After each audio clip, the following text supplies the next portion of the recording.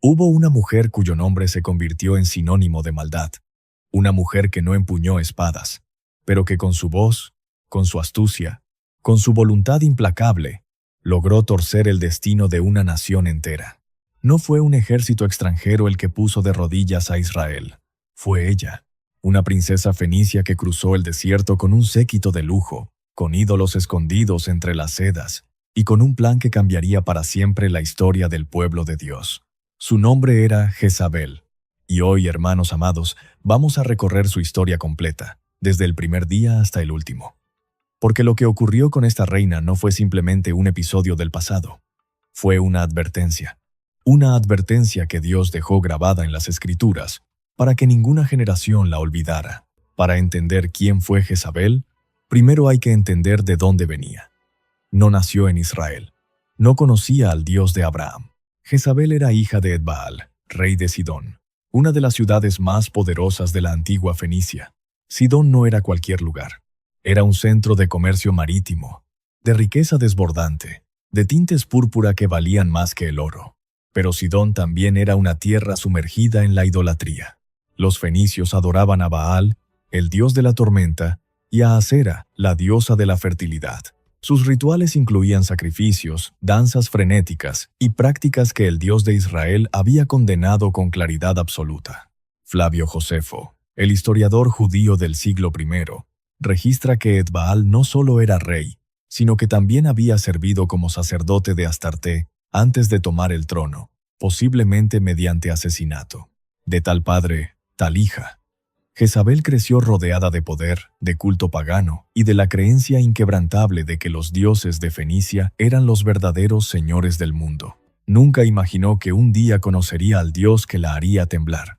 La alianza comenzó como tantas alianzas en el mundo antiguo, con un matrimonio político. Acab, hijo de Omri, se convirtió en rey de Israel.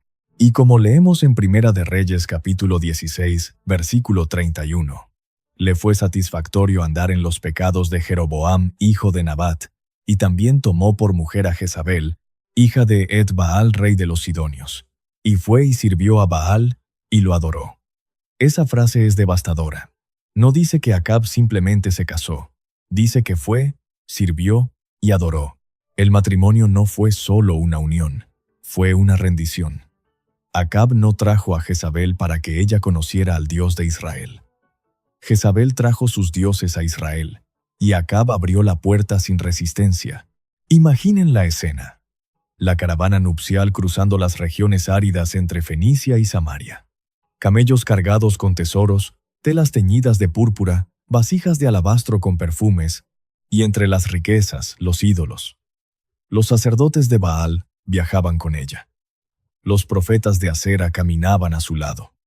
No era una novia. Era una invasión espiritual disfrazada de celebración.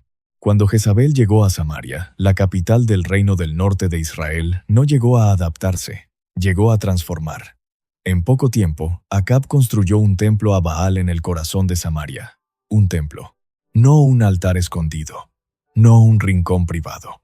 Un templo público, visible, desafiante. Primera de Reyes 16, versículo 32 dice: «E hizo satisfactoriamente un altar a Baal en el templo de Baal que él edificó en Samaria». Y Jezabel no se detuvo ahí. Instaló una mesa real para alimentar a 450 profetas de Baal y 400 profetas de Asera. 450 más 400.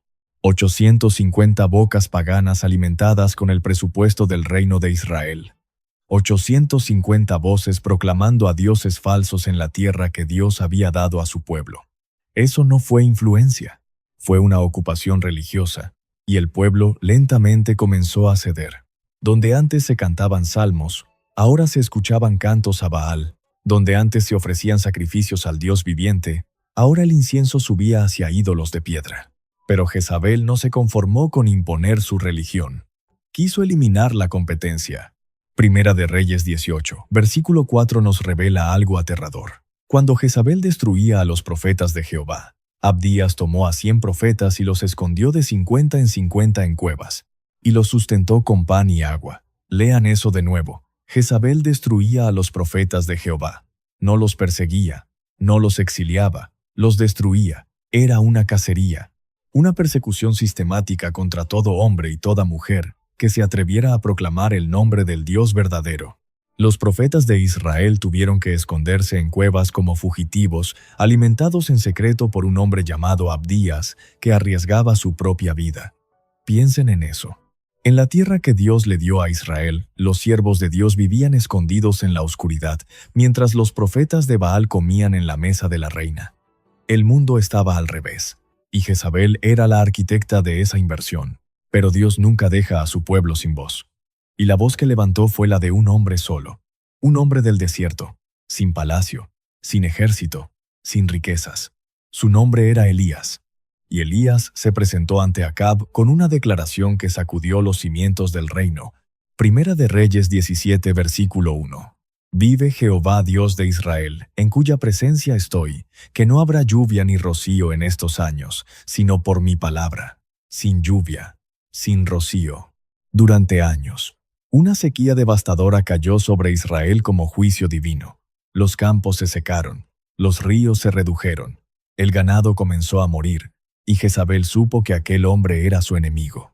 No Acab, no un ejército rival, un profeta solitario. Porque Jezabel entendía lo que muchos no entienden. La verdadera batalla no era política, era espiritual. Después de 3 años y medio de sequía, llegó el momento más épico de esta historia. El enfrentamiento del Monte Carmelo. Elías convocó al pueblo de Israel, a los 450 profetas de Baal, y lanzó un desafío que retumbó en las montañas. Primera de Reyes 18, versículos 21 al 24 recogen sus palabras. ¿Hasta cuándo claudicaréis vosotros entre dos pensamientos? Si Jehová es Dios, seguidle, y si Baal, id en pos de él. Y el pueblo no respondió palabra. Silencio. Un silencio que dolía. Entonces Elías propuso la prueba. 2 altares, 2 sacrificios. El Dios que respondiera con fuego, ese sería el Dios verdadero. Los profetas de Baal aceptaron, y comenzaron. Desde la mañana hasta el mediodía clamaron a Baal, danzaron alrededor del altar, gritaron, se cortaron con cuchillos y lancetas hasta que la sangre corría por sus cuerpos. Pero nada sucedió, ni fuego, ni voz, ni respuesta. Elías incluso se burlaba de ellos, diciendo que quizás su Dios dormía o estaba de viaje. 450 sacerdotes gritando al vacío bajo el sol abrasador. Horas y horas de frenesí inútil. Baal no respondió porque Baal no existía. Entonces llegó el turno de Elías. Reparó el altar de Jehová que estaba arruinado. Tomó 12 piedras, una por cada tribu de Israel. Preparó el sacrificio, y luego hizo algo que nadie esperaba. Mandó que derramaran agua sobre el altar, no una vez, 3 veces, hasta que el agua llenó la zanja alrededor. Quería que no quedara duda, quería que fuera imposible. Y entonces oró. Una oración breve, sin gritos, sin danza, sin sangre, y el fuego de Jehová cayó. No una chispa, no una llama pequeña, fuego que consumió el holocausto, la leña, las piedras, el polvo, y lamió el agua de la zanja. Primera de Reyes 18, versículo 38 lo describe con claridad sobrecogedora. Y cuando el pueblo lo vio, cayeron sobre sus rostros y clamaron, Jehová es el Dios, Jehová es el Dios. Ese día, los 450 profetas de Baal fueron capturados y ejecutados junto al arroyo de Cisón. El plan de Jezabel, su ejército religioso, su estructura de poder pagano, fue desmantelado en una sola tarde por el fuego del cielo. Pero Jezabel no se quebró. Cuando le llegó la noticia de lo que Elías había hecho, no se arrodilló, no se arrepintió. Envió un mensajero a Elías con palabras que destilaban veneno. Así me hagan los dioses, y aún me añadan, si mañana a estas horas yo no he puesto tu persona como la de uno de ellos. Primera de Reyes 19, versículo 2. En otras palabras, para mañana estarás muerto. Y aquí ocurre algo que sacude el alma. Elías, el mismo hombre que desafió a 450 profetas sin pestañear, huyó. Huyó aterrorizado. Corrió al desierto, se sentó bajo un enebro y pidió morir. Primera de Reyes 19, versículo 4 recoge su lamento. Basta ya, oh Jehová, quítame la vida, pues no soy yo mejor que mis padres. El profeta más valiente de Israel destruido emocionalmente por la amenaza de una mujer. Eso nos muestra dos cosas: el poder destructivo de Jezabel y la fragilidad humana incluso de los más grandes siervos de Dios. Pero Dios no lo abandonó. Un ángel lo tocó, le dio pan y agua, y lo sostuvo para caminar 40 días hasta el monte Horeb, porque Dios nunca abandona a los suyos, ni siquiera cuando ellos mismos quieren rendirse. Pero la maldad de Jezabel no tenía fondo, y el episodio que lo demuestra con mayor claridad es el de la viña de Nabot, registrado en Primera de Reyes capítulo 21. Junto al palacio de Acab en Jezreel había una viña que pertenecía a un hombre llamado Nabot. Acab la quería. La deseaba con una obsesión casi infantil. Ofreció comprarla o intercambiarla, pero Nabot se negó. No por orgullo, sino por obediencia. La ley de Dios prohibía vender la herencia ancestral de la tierra. Nabot le dijo: «Guárdeme, Jehová, de que yo te dé la heredad de mis padres». Acab regresó a su palacio. Se acostó en su cama, se volvió hacia la pared y no quiso comer. Un rey comportándose como un niño. Y entonces entró Jezabel. «¿Por qué está tan decaído tu espíritu?», le preguntó. Y cuando escuchó la razón, su respuesta fue escalofriante. «¿Eres tú ahora rey sobre Israel? Levántate, come pan y alégrate. Yo te daré la viña de Nabot». Jezabel no pidió permiso, no consultó la ley, no consideró la justicia. Tomó el sello real de Acab, escribió cartas en su nombre, organizó una farsa judicial, contrató testigos falsos que acusaron a Nabot de blasfemia contra Dios y contra el rey. Y Nabot, un hombre inocente, fue sacado fuera de la ciudad y apedreado hasta morir, por una viña, por el capricho de un rey débil y la crueldad de una reina sin conciencia.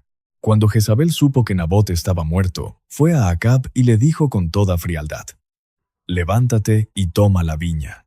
Nabot ya no vive». Y Acab fue. Tomó posesión de la viña como si la sangre de un inocente no estuviera gritando desde la tierra. Pero Dios estaba mirando. Dios siempre está mirando.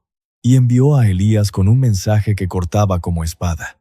Primera de Reyes 21, versículos 23 al 24. En el mismo lugar donde lamieron los perros la sangre de Nabot, los perros lamerán también tu sangre. Y sobre Jezabel, la sentencia fue aún más específica. Los perros comerán a Jezabel en el muro de Jezreel. Cada palabra de esa profecía se cumpliría. Cada una. Porque la palabra de Dios no regresa vacía. Pasaron los años. Acab murió en batalla, herido por una flecha al azar. Y cuando lavaron su carro en el estanque de Samaria, los perros lamieron su sangre, tal como Elías había declarado. Pero Jezabel sobrevivió. Siguió en Jezreel, aferrada al poder, protegida por la sombra de sus hijos que reinaron después. Ocosías primero, luego Joram. Pero el reloj de Dios nunca se detiene, y el instrumento de juicio ya estaba en camino. Su nombre era Jehú, un comandante militar ungido en secreto por orden divina para destruir la casa de Acab. Segunda de Reyes 9 relata cómo Jehú fue ungido, cómo subió a su carro y cómo cabalgó hacia Jezreel con una furia que los vigías reconocieron desde lejos. El marchar es como el de Jehú hijo de Nimsi, porque marcha impetuosamente.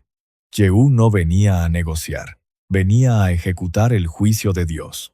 Y entonces llegó el momento que define para siempre la imagen de Jezabel.